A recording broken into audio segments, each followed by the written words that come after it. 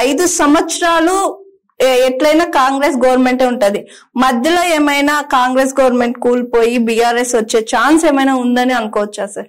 General గా వ్యక్తిగతంగా నేను అంత జ్యోతిషాలను అయితే నమ్మను. కానీ వాతావరణం ఏమిటి అని అంటే కాంగ్రెస్ ప్రభుత్వం తనకు అంతర్గతంగానే కొన్ని సమస్యలు ఉంటాయి. ఎప్పుడు కూడా చరిత్ర చూసినప్పుడు ఏందనంటే ఎవరిని ప్రశాంతంగా ముఖ్యమంత్రి పదవిని చేయనియరు. వాళ్ళు కూర్చుంటే ఇంకోటి కాలు గుంజే ప్రయత్నం చేస్తుంటారు. అది వాళ్ళ అనుభవం, వాళ్ళ చరిత్ర, ఆ పార్టీ వైఖరి అట్లా ఉంటది.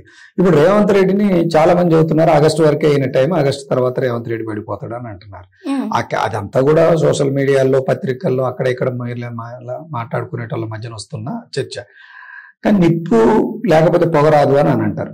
ఎక్కడో అక్కడ కాంగ్రెస్ పార్టీలో అంతర్గతమైన అట్లాంటి చర్చ వస్తుంది కాబట్టి మాత్రమే ఇదంతా కూడా నడుస్తున్నది.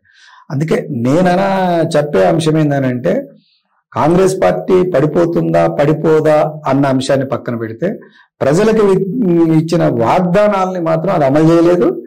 అందువల్ల అది మాత్రం ప్రజా వ్యతిరేకతని ఎదుర్కొంటది. ఆ ఎదుర్కొన్న క్రమంలో ఆ సందర్భాల్లో ప్రజలు పడగొడతారా, వాళ్ళకు వాళ్ళే పడగొట్టుకుంటారో అన్నది మాత్రం ఎదురు చూడాలి. కొంత చర్చ మాత్రం జరుగుతున్నది. ఇదేమి మొత్తట్లో దీర్ఘకాలికంగా 5 ఏళ్లు రేవంత్ రెడ్డి కొనసాగుతాడనే నమ్మకం ఎవరికీ లేదు. కాంగ్రెస్ పార్టీ కొనసాగుద్దా లేదా అని చెప్పేసి చూసినప్పుడు అది ప్రజా వ్యతిరేకత మీద ఆధారపడి ఉంటుంది. నా ఎక్స్పెక్టేషన్ ప్రజా వ్యతిరేకత చాలా వేగంగా తొందరగా వస్తుంది అని నేను అనుకుంటాను కాంగ్రెస్ పార్టీకి వ్యతిరేకంగా. Hi, this is Swathi.